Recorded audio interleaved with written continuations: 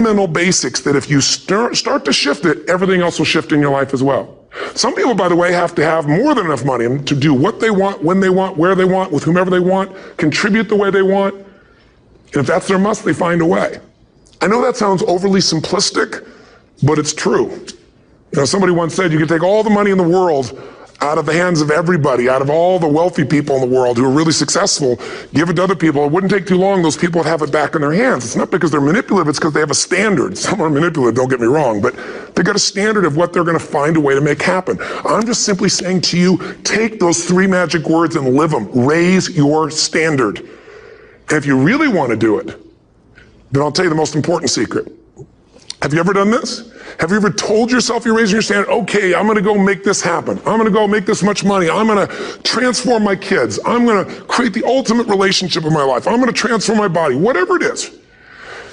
And then you don't have strong enough reasons and you don't use it. You don't follow through. It's because you didn't back up your standards with what makes those standards real, and that's rituals.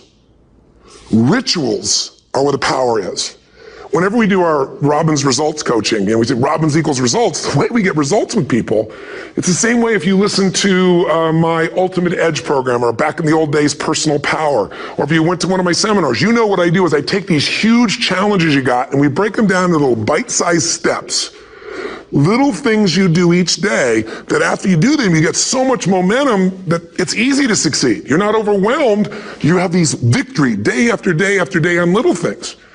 If you went through Ultimate Edge, I'm sure you learned about the hour of power, or the 15 minutes to be able to be fulfilled, or 30 minutes to thrive, where you literally just condition your body and emotion with a couple little rituals.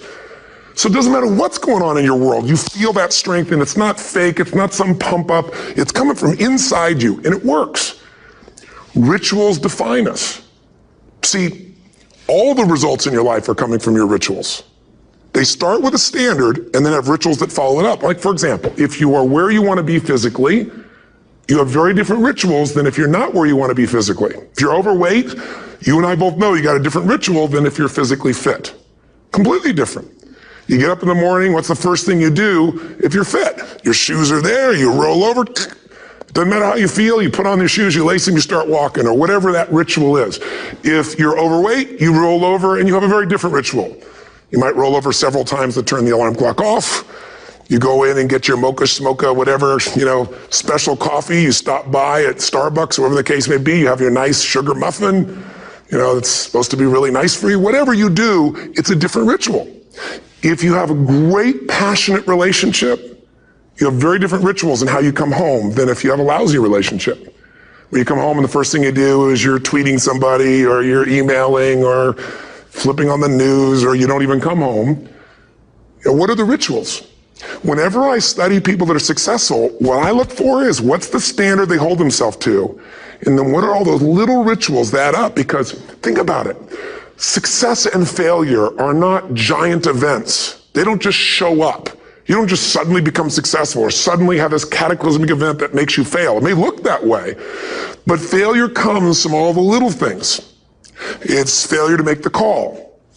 It's failure to check the books. It's failure to say, I'm sorry. It's failure to push yourself to do things physically that you don't want to do.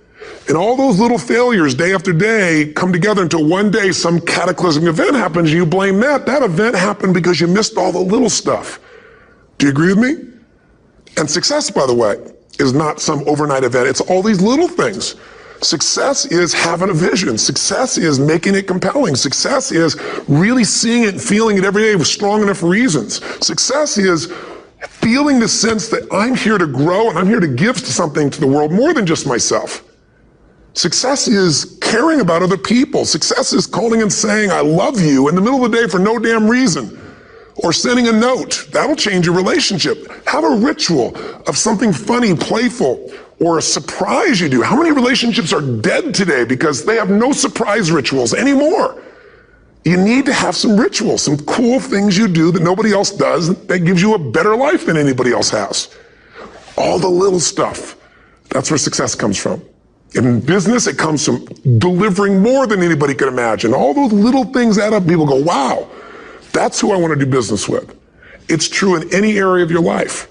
So If you look at somebody who's really successful and you think, wow, I mean, they're so amazing, they're such a genius, you gotta dig underneath and you gotta remember something. People are rewarded in public for what they've practiced for years in private. Myself and my business people say, how do you get up and speak? And you have no notes and you go for 3 days and nights and the room is like, everybody's wired and it's incredible. It's like a rock concert. How do you do that? How do you have that confidence? Well, you know, it's not confidence, it's experience now. But I did so much behind the scenes and I still do to make things right.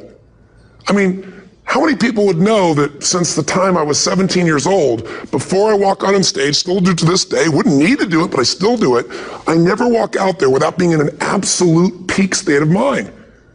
You know, there are days my back is hurting, my throat was hurting, or I may have had a challenge, or my father passed away, and I've still got to deliver for these people because my standard is give my all every time. Every event has to be better. Talk to anybody who's been to our events for 5, 10 years, some of our trainers, and I'll say, I don't know how he does it. He always finds a way to make it better. That's not an ego thing. That's a standard in me. I have to find the way. And my ritual, though, is I prepare, I think, I gather new information, I figure out how to put something across better. What do people need? I spend time with our customers.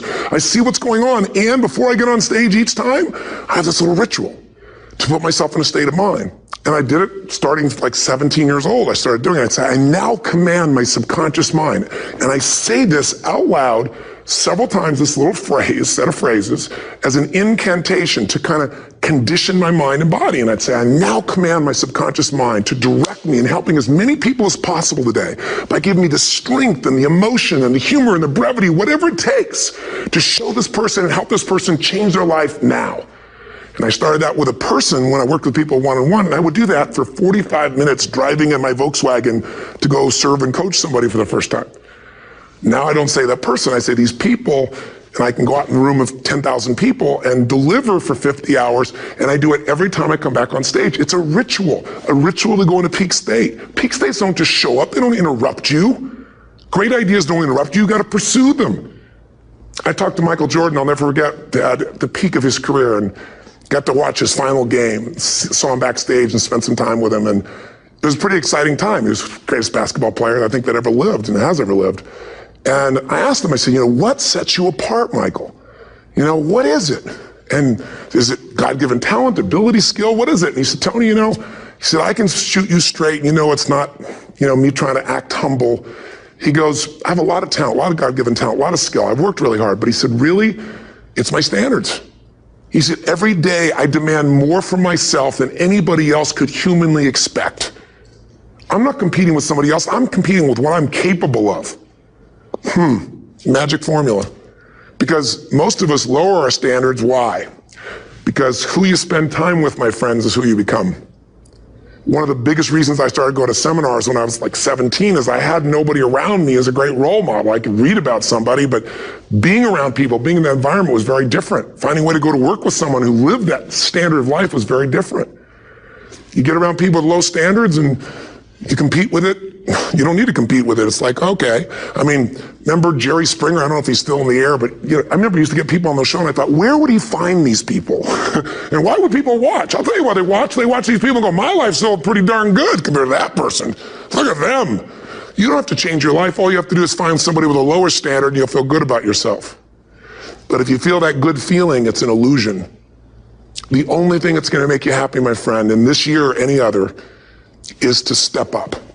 It's to raise the standard. It's to discover what you're capable of and feel that incredible power of pushing through whatever's holding you back and get to the other side of more of your true self. That's what this game's all about.